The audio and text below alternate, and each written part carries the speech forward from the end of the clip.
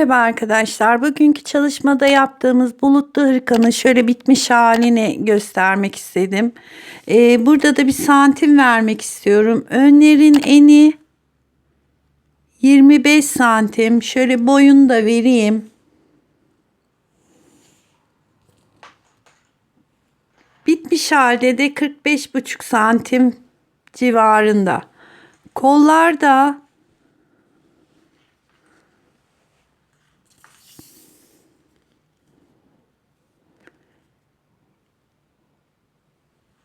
46 santim. Hatta kolun eni de şöyle vereyim. 14,5 santimde kolların eni. Şu şekilde.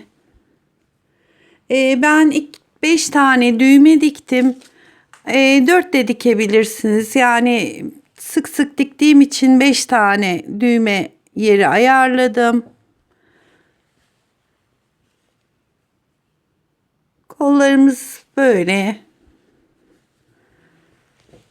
Ben arkaya da diktim ama dileyen arkadaşlar arkaya böyle bulut yapmayabilir.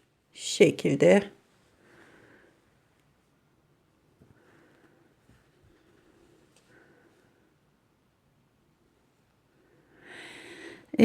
Hırkamıza 5. ipimden arttı. Yani 5 tane ip kullandım. 100 gramlık ip.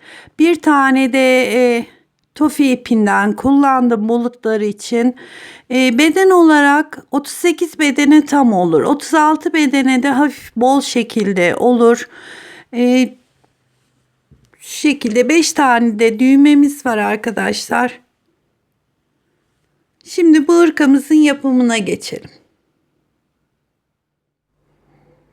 Merhaba arkadaşlar. Bugünkü çalışmamızda sizlerle Etrofy'nin Vivaldi ipiyle bir hırka yapacağız. İpimiz 100 gram ve 200 metre uzunluğunda. Renk numarası da 010. Bulutları yapmak için de yani buna benzer iplerle yapabilirsiniz. Birçok markanın bu tür ipleri var. Ben Himalaya'nın tofi ipini tercih ettim ama farklı iplerle de yapılabilir. Şiş numaramız da 4,5.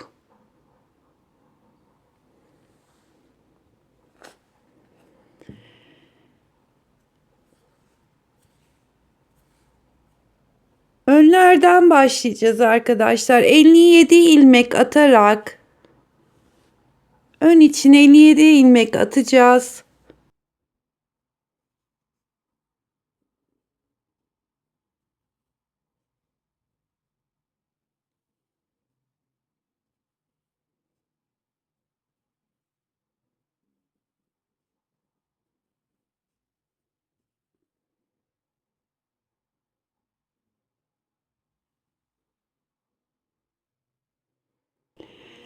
Şimdi 57 tane ilmeğimizi attık. Bu sol önümüz olacak. Yani lastik kısmı şişimizin ilk başladığımız tarafta olacak. Diğer tarafı dikiş tarafına gelecek. Şimdi burada 11 ilmeğimiz bir ters bir düz. Diğer ilmeklerimiz 2 ters 2 düz olarak devam edecek. Fakat şu 2 ilmeği bir Y şeklinde devam ettireceğiz. O yüzden bakın birinci ilmeğim ters. İkinci ilmeğim ters. İpimi çeviriyorum. Üçüncü ilmeğim düz. Dördüncü ilmeğim ters. Beşinci ilmeğimiz düz. 6. ilmeğimiz ters. 7. ilmeğimiz düz. 8. ilmeğimiz ters. 9. ilmeğimiz düz. 10. ilmeğimiz ters. 11. ilmeğimiz düz. Bakın buradaki 11 ilmeğimiz hırka bitene kadar bu lastik kısmı devam edecek. Yani buradaki şu 2 ilmeğimiz bir, 11 tane ilmeğimiz, bir ters bir düz. Düz ilmekle bitirdik. Şimdi ipimi çeviriyorum. Bundan sonrası 2 ters, 2 ilmek düz. İpimi çeviriyorum. 2 ters, 2 düz olarak sıranın sonuna kadar devam ediyoruz.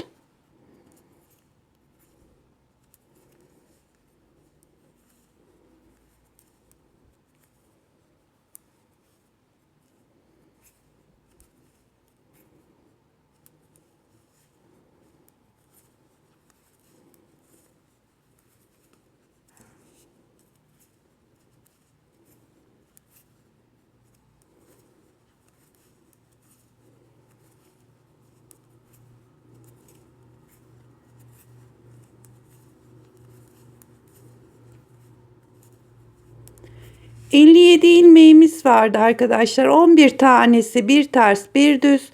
Geriye kalan 46 ilmeğimizde 2 ters 2 düz olarak devam ediyor. Şimdi sıranın sonuna kadar beraber yapalım.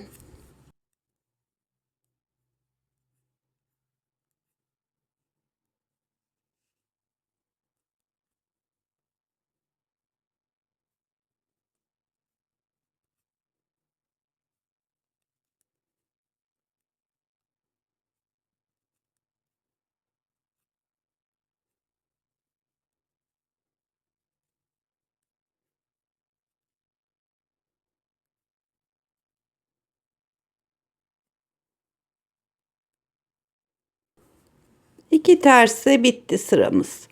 Şimdi ipimi çeviriyorum. Asıl burası, şimdi ön yüzümüze geldik. Örgümüzün ön tarafı. Buradaki 11 ilmeğe kadar yine ilmeklerimizi 2 düz 2 ters olarak devam ediyoruz.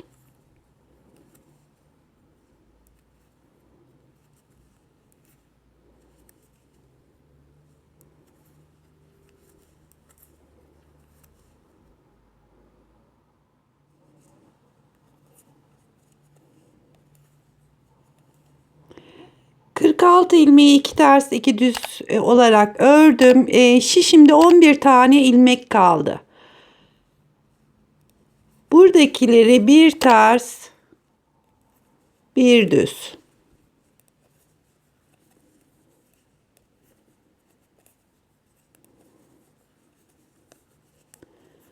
Dokuz ilmeğimi bir ters bir düz olarak örüyorum.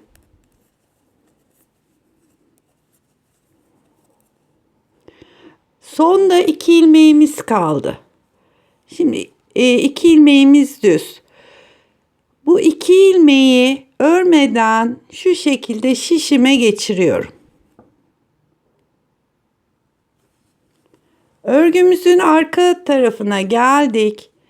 Şimdi burada örmediğimiz 2 ilmeği örerek başlayacağız. Yani sıranın sonunda örmüyoruz. Sıraya başlarken baştaki 2 ilmeği örüyoruz. Bu yönde ters olduğu için ilmeklerimiz ters olarak 2 ilmeği örüyorum. İpimi çeviriyorum. 3 4 5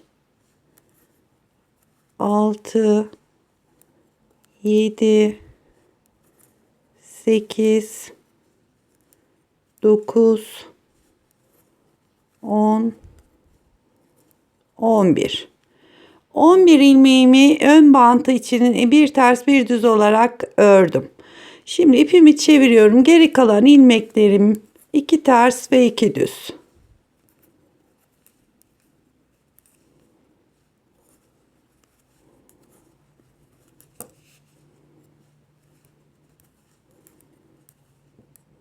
Şimdi sıranın sonuna kadar gidelim. Tekrar ön bantına kadar gelelim.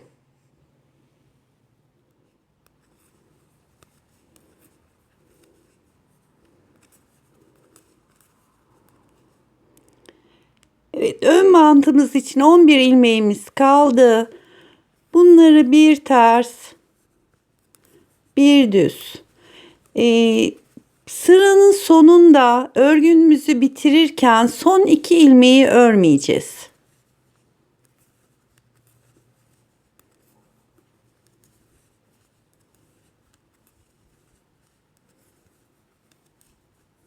İpimi çeviriyorum. Bakın son 2 ilmeğimiz kaldı. Sıra sonunda örmüyoruz. Sıraya başlarken örmediğimiz 2 ilmeği örerek başlıyoruz. Bakın ipimiz burada. Şu 2 ilmeği örmeden şişe geçirdik. Şimdi örerek 2 ilmeği ters olarak ördüm. 3. ilmeğim düz. Bu şekilde hırkamızın lastik kısmı, alttaki lastik kısmı olana kadar bu şekilde devam edeceğiz. Buradaki kalınlığı daha kalın, daha ince lastik boyu yapabilirsiniz. 11 ilmeği bir ters bir düz ördüm. Geri kalanı da 2 ters 2 düz olarak.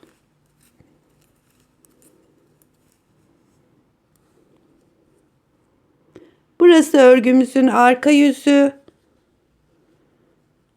Bakın ipimizin başladığımız ip solda ise ön yüzündeyiz.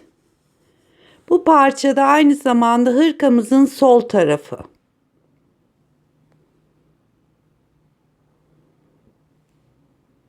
Şimdi bu şekilde lastik kısmını örelim. Yani şu alttaki bant kısmı olana kadar böyle devam edelim.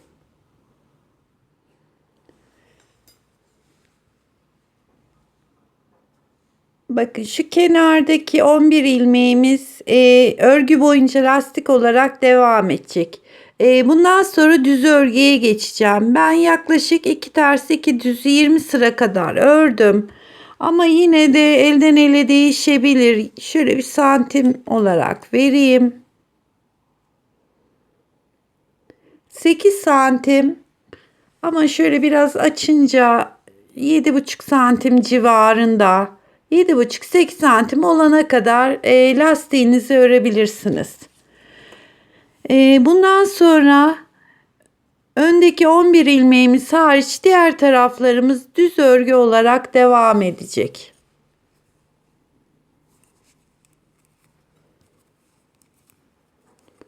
Bütün ilmeklerimi, ters ilmeklerimde, düz ilmeklerimde artık bundan sonra hırkamızın üst kısmı düz örgü olacak. Dediğim gibi bakın şu kısım, şu anda örgümüzün ön yüzündeyiz. Düz olarak lastiğe kadar devam ediyoruz.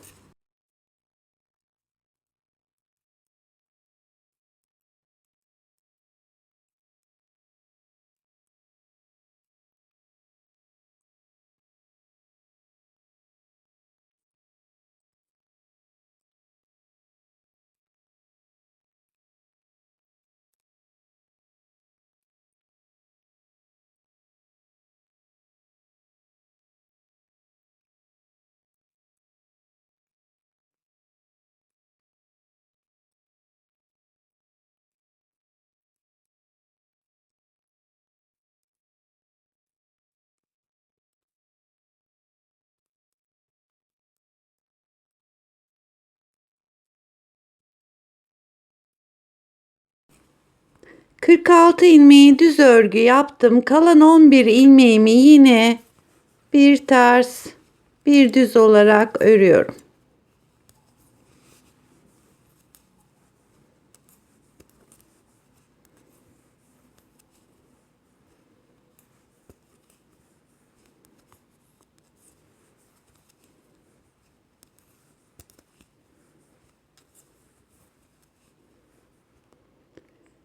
Son 2 ilmeğimi şişime boş olarak örmeden geçiriyorum.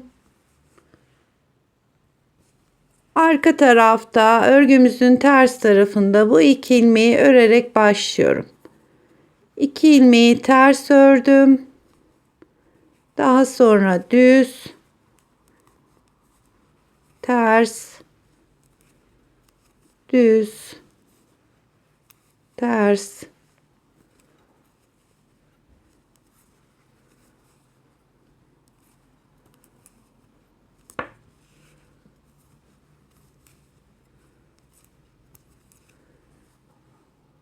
11 ilmeğimiz, bir ters bir düz.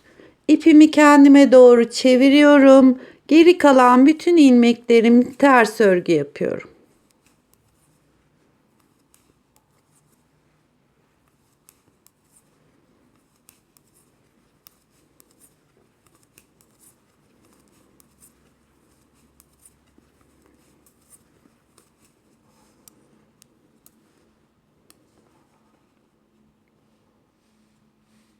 Evet, örgümüz artık bundan sonra ön tarafta düz örgü olacak şekilde şu ön bantımız 11 ilmek. Burası bir ters bir düz olarak devam edecek. Bu şekilde örgümüze devam ediyoruz.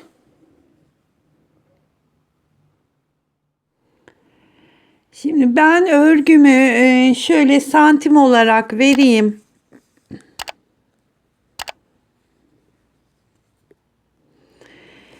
28 santim olana kadar ördüm. Şimdi sadece kol yerine şurada yeri belli olsun diye 2 ilmek kesme yapacağız. Aynı zamanda ön tarafta V yaka olarak kesimlere başlayacağız lastikten sonra. Burada isterseniz hiç yer belli etmeden de devam edebilirsiniz ama dikiş yapmak kolay oluyor daha sonra. Onun için burada sadece 2 ilmeği keseceğiz. 1 takıyorum. 2. Burası kolu ördükten sonra dikeceğimiz yer, yani onun için sadece 2 ilmek yeterli oluyor. Devam ediyorum ön tarafa doğru.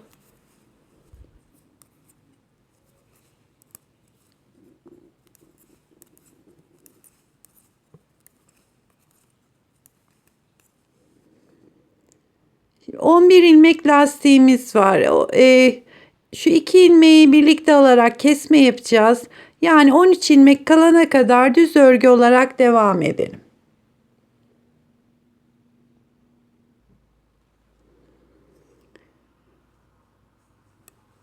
...11 ilmekten önceki 2 ilmeği şöyle örer gibi alıyorum. İkisini birlikte kestim. Daha sonra lastik kısmını örüyorum.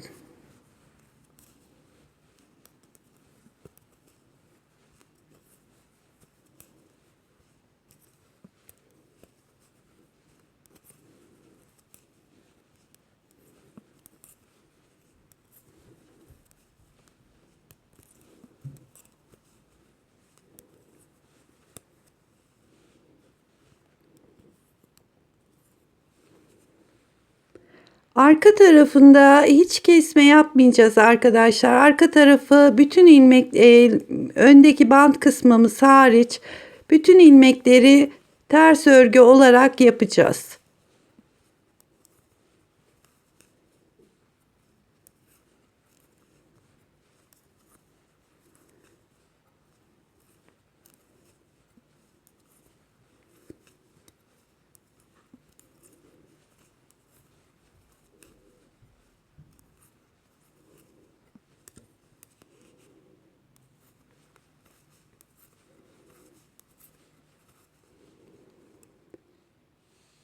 Şimdi sıranın sonuna kadar örelim. Tekrar lastik tarafında ön bantımıza 2 ilmek kalana kadar düz örgü olarak da gelelim. Tekrar kesmeye geldik. Yine aynı şekilde buradaki 2 ilmeği birlikte alarak bir tane daha kesme yaptım. İkinci kesmemizi yaptık. Bu şekilde omuz sayımız kalana kadar her ön yüzde arka tarafta ilmeklerin hepsini ters olarak örerek devam edeceğiz.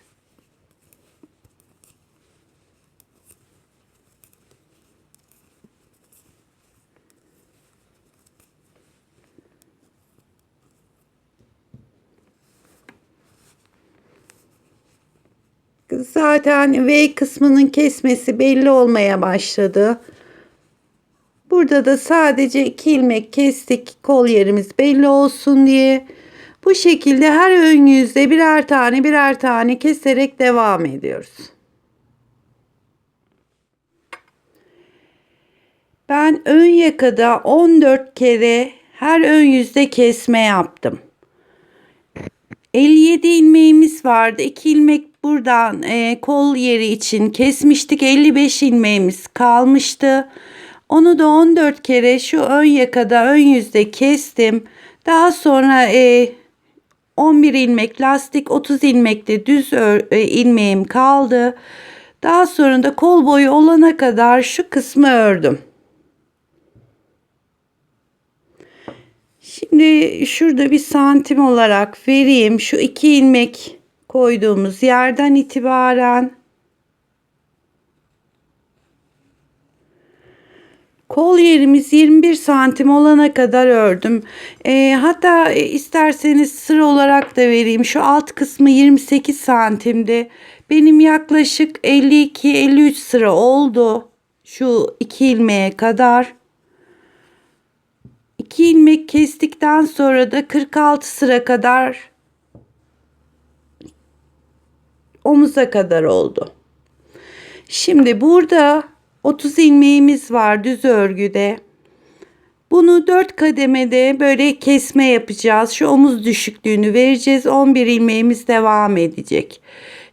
30 ilmek olduğu için önce 8, 8, 8 ve kalan 6 ilmeği de daha sonra keseceğiz.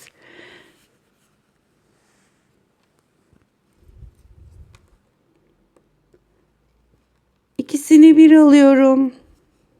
1 2 çok sıkmadan 3 4 5 6 7 8 ilmek kestim. Şimdi kalan ilmeklerimi örüyorum.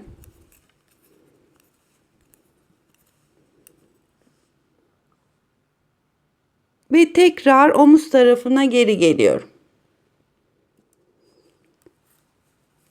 Şimdi arka yüzünde ilmeklerimizi ters örgü olarak ördüm. Şimdi son 2 ilmek kaldı. 8 ilmek keseceğiz. Bunun bir ilmeğini böyle arka tarafta bir ilmek kestim. Tekrar ön yüze geldik. 8 ilmeğin bir ilmeğini kestik. Şimdi 7 ilmek ön yüzde kesme yapıyoruz. 1 2 3 4 5 6 7. Şimdi tekrar sıranın başına kadar bütün ilmeklerimizi örüyoruz.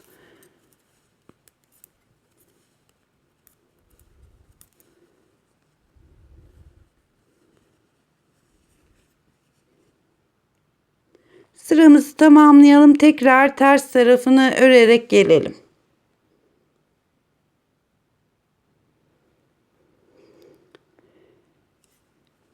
Tekrar arka yüzdeyiz. Şişimizde kalan son 2 ilmeği ters olarak kestim. Ve tekrar ön yüze geldik. Bir ilmek kestik. Şimdi 7 ilmek ön yüzde kesiyoruz. 1 2 3 4 5 6 7. Bakın zaten 2 4 5 bir tane de şişimiz de var. 6 ilmek düz ilmeğimiz kaldı. Şimdi onu örüyoruz. Son kesmemizde yapacağız.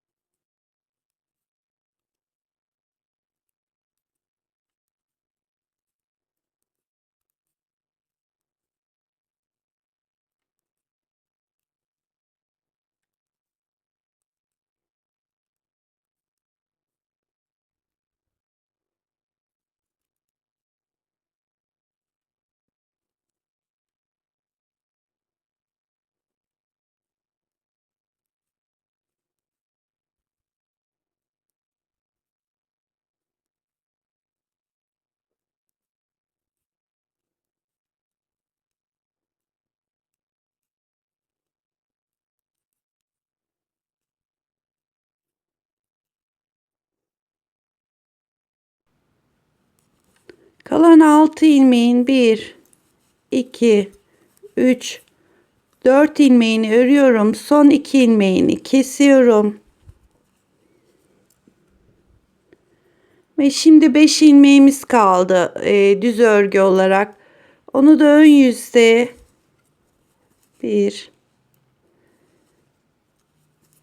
2, 3, 4. Bakın şu 5. ilmeği lastiğin ters ilmeğiyle beraber keseceğimiz için şöyle ipimi öne alıyorum. Bunu ters olarak kesiyorum.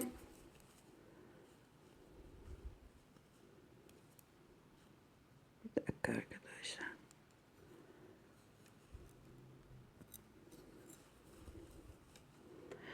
Ve şu anda şimdi sadece 11 ilmek lastiğimiz kaldı. 1, 2, 3,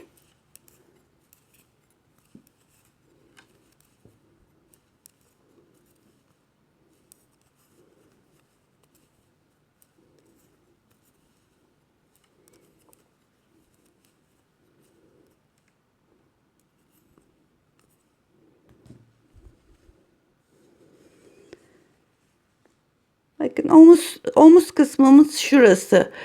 Şu kısım oldukça düşük kollu olduğu için şöyle aşağıya doğru bir eğim verdik. Yani şurası yakamızın ön kısmı.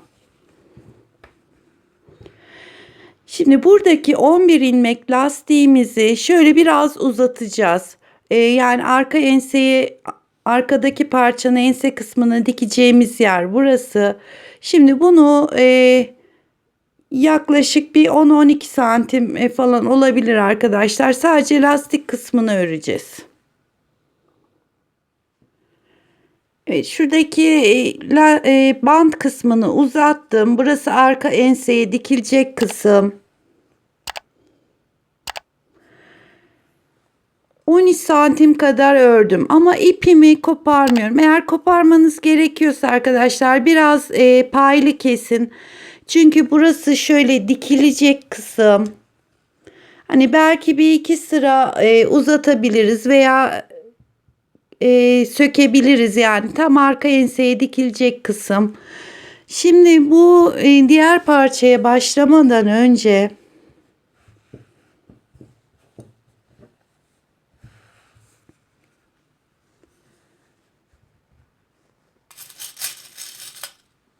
şimdi şurası tam V'ye başladığımız nokta. Yani şuradan kesime başlamıştık. Diğer parçanın ilik yerlerine ayarlayacağız.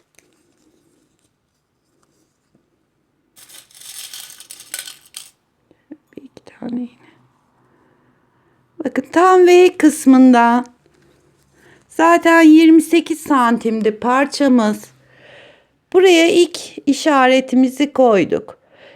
Ben biraz sık sık açacağım ama mesela kaç tane düğme iliği yapacaksanız ona göre santimleyerek devam edebilirsiniz. 6. santime şöyle bir işaret daha koyuyorum.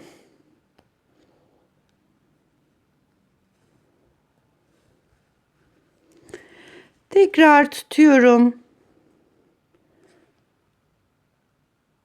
6. santime bir işaret daha koydum.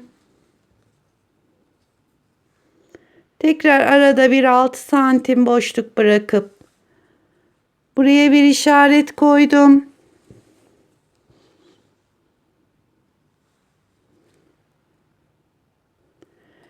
Ve tekrar 6 santime, yani 1, 2, 3, 4, 5 tane ilik açacağız diğer tarafa düğme yeri için. Ama dediğim gibi 4 düğme yaparsanız 8 santimden ayarlayabilirsiniz. Önce bunu ayarlamanızı tavsiye ederim arkadaşlar. Çünkü örerken yani şu kısma geldiğimiz zaman ilik açacağız.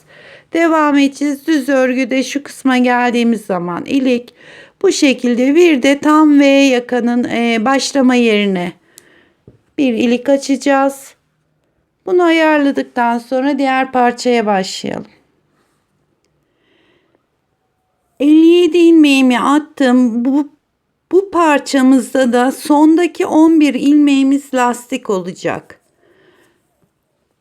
Yani bir ters bir düz olarak son tarafta 11 ilmeğimiz, bir ters bir düz, diğer taraflarımız 2 ters 2 düz. Şimdi 2 tersle başlıyorum. 1 2 ipimi çeviriyorum. 2 düz,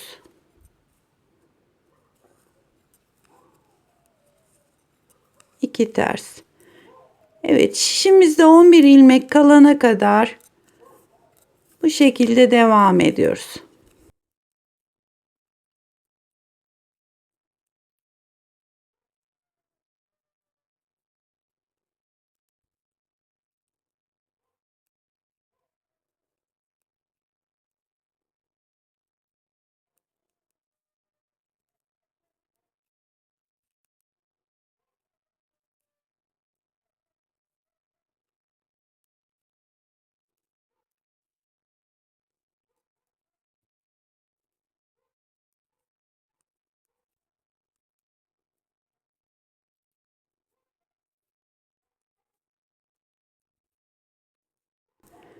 İlk kurulumu arkadaşlar beraber yapalım diye biraz vaktinizi alıyorum ama sonra çok fazla soru geliyor. O yüzden şu ilk sıra kurulumunu beraber yapalım.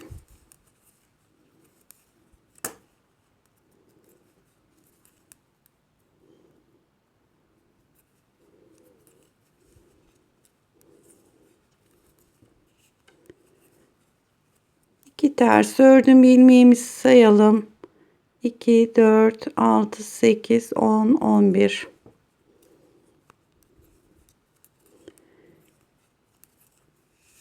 Ve buradaki ilmeğimiz şöyle iki tersle bitiyor, iki ters iki düzlerimiz. İpimizi çeviriyoruz. 2 4 6 8 10 11 ilmeğimiz kaldı. Şimdi bir düz, bir ters, bir düz, bir ters, bir düz ilmek, bir ters ilmek, düz, ters, düz. İpimi çeviriyorum. Sondaki iki ilmeğim kaldı.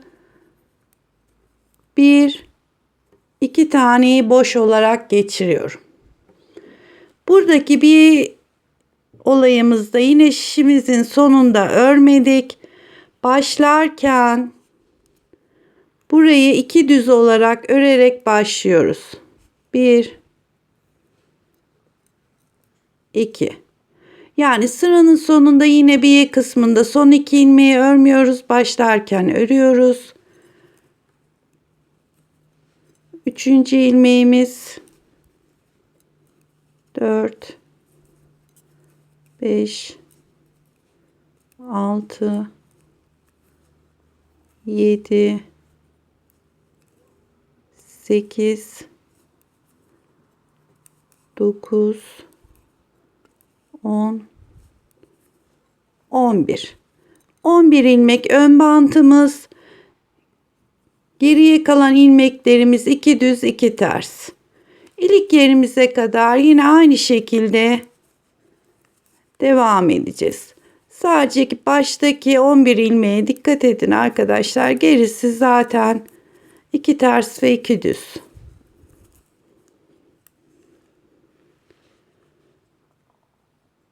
Bakın şuradaki 11 ilmeğimiz lastik kısmı. Yine sıranın sonunda 2 ilmeği örmüyoruz. Ön yüzde başlarken 2 tane düz ilmeği örerek başlıyoruz. Şöyle göstereyim. Burası ön yüzümüz. Bakın diğerinin lastiği bu tarafta. Yani ön bantı bunun da bu tarafta. Şimdi ilk ilik yerimize kadar bu şekilde devam edelim.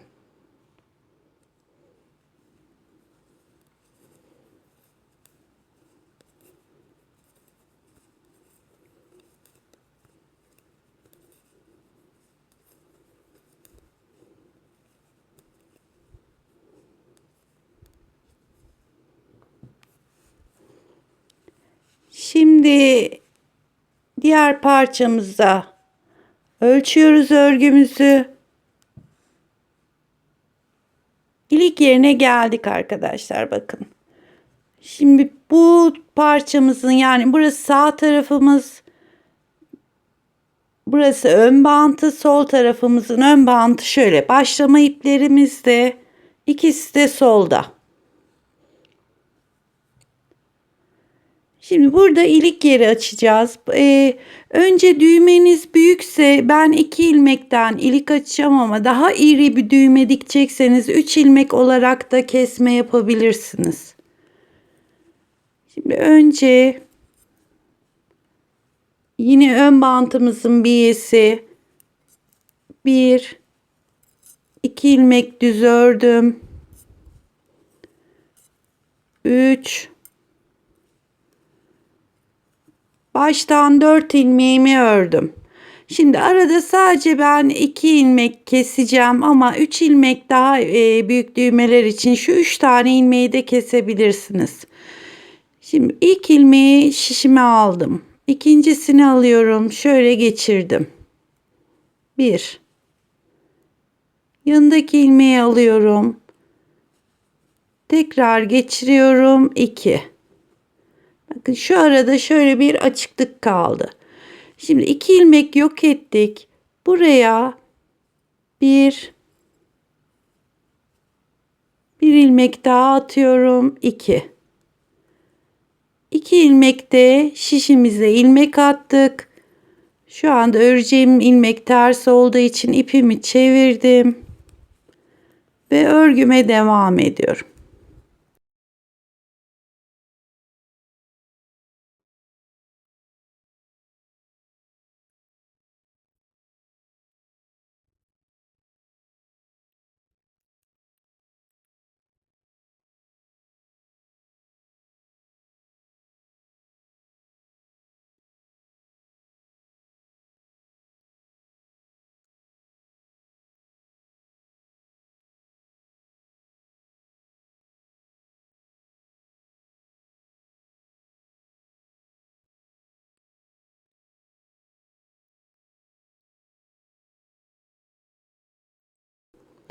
Bakın şurada 2 ilmek ilave etmiştik. Oraya geldik. Şimdi düz ördük. Buradaki ilmeğin bir tanesini ters örüyorum. İpimi çeviriyorum. Bir tanesini düz örüyorum. Yine buradaki bir ters bir düzümü bozmadan birinci iliğimizi açmış olduk.